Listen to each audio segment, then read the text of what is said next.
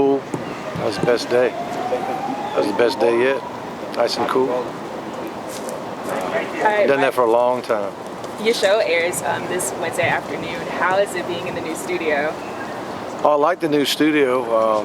They did a beautiful job of, making it, pleasing to the eye and very functional, and then obviously very convenient to be right there in the building. So that's a big deal.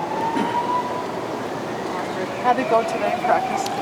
Oh, I thought about like yesterday in that we did start very well towards the second half.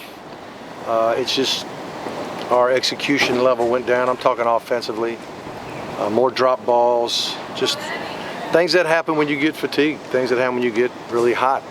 We're pushing them, and they're definitely not comfortable. But I don't really want them to be comfortable on Tuesday and Wednesday for sure. Tomorrow we'll back off of them a little bit. Friday there won't be any running at all, and we'll be fine. But when you're feeling it now, I don't know if you feel it for 2 hours, and you're running full speed, and coaches are all over your rear end. It's tough. So, but like I told them, it's hot in Boca Raton, and everybody in America is doing it. So don't feel sorry for yourself. Mark, at this point, how do you feel about Cortell and Anthony, Moten, defensive tackles? Yeah, I'd say both of them are questionable at this point. I don't think we've asked you this before about special teams, which obviously did really well on a small miscue or two. At the end. How do you do 1/3 of practice on special teams? Like, how much emphasis are you putting on that particular area? Well, let's see. Every day we do PAT field goal. Every day we do 2 sessions of kicking game. And when I say every day, Tuesdays and Wednesdays. On Thursdays we do all 4 phases of the kicking game. And we have a minimum of a 15-minute meeting every day for specials. And when we're reviewing the game, I think we go 30 minutes of time. So I think we go about as much or more than anybody else would do in special teams. I don't think we're light on it as far as the amount of time we give to it. Coach, how important, how much emphasis is on the run game to help the defense with the tempo that FAU is going to play with? Getting the run game, keeping the defense maybe off the field a little bit? Well, we're going to be just trying to execute offensively, and we love running the ball, period. So we'll run the ball, but as of right now, we don't plan on trying to slow the game down in any way. We're going to try to use our tempo as well, and just see which teams can execute the best. But the defense certainly. If there's ever a time the defense is struggling, I can change gears if I need to, but that's not the plan. Along the same lines, you wanted to be a tough, physical running team. How satisfied were you with that? It was a good start. The numbers were big, obviously, but when you look at the tape, we executed pretty good. The whole thing is, can you get your hat on the right guy, and can you, fit up? We talk about hat placement. Is your hat inside? Is your hat outside? Do you drive your feet on contact? Are people blocking downfield? Are the backs reading their keys? Is the quarterback getting us in the right play? Because he does have some options in the run game to try to get us in the best possible play. So the execution wasn't perfect by any means, but there was a lot of really good images of everybody doing what they're supposed to do. That's what I care about the most. How do you think Trent did? I know he has that big club on his hand, and how hard must that be? Yeah, you get used to it, but it's definitely not natural. But I've seen a lot of guys play with the club, over the last 30-some years. And I remember one time, I don't know who we were playing. This is way back when I was at Florida State, and Coach Bounds, he saw this DB with a club on his hand. He's like, we got to throw the ball on that guy. Okay, so no matter what, we were trying to find the guy with the club and throw it to him, because he only had one hand. He got 2 picks that day.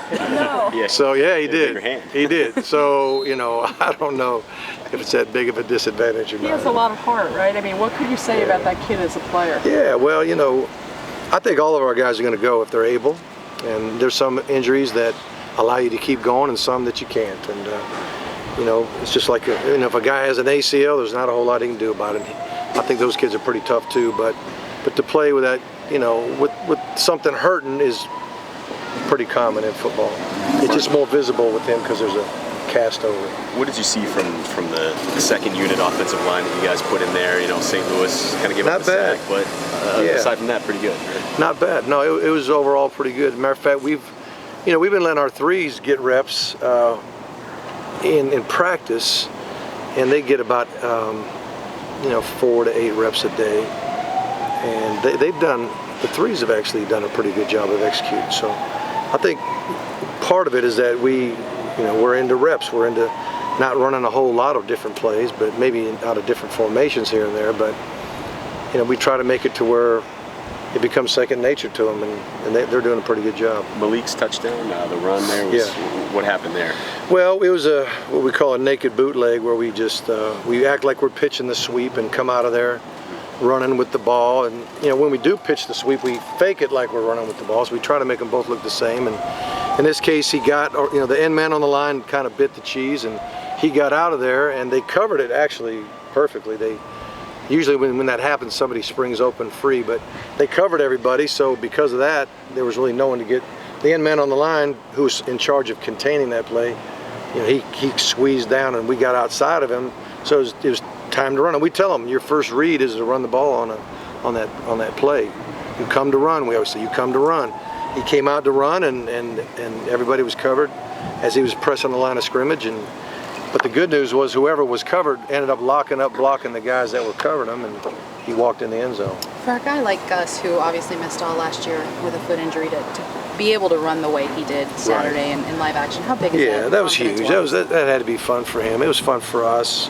Thomas Brown does a great job with these backs, learning how to practice. And they practice full speed. Every time they run the ball in practice, they are sprinting 20 yards down the field or whatever he designates that day, and then they hustle right back and go do it again. And so they get in condition during practice, and then in the game it should be easier. And Gus coming off the bench when he did, their defense had played a little bit, and he was probably the freshest man on the field, and it looked that way when he took off.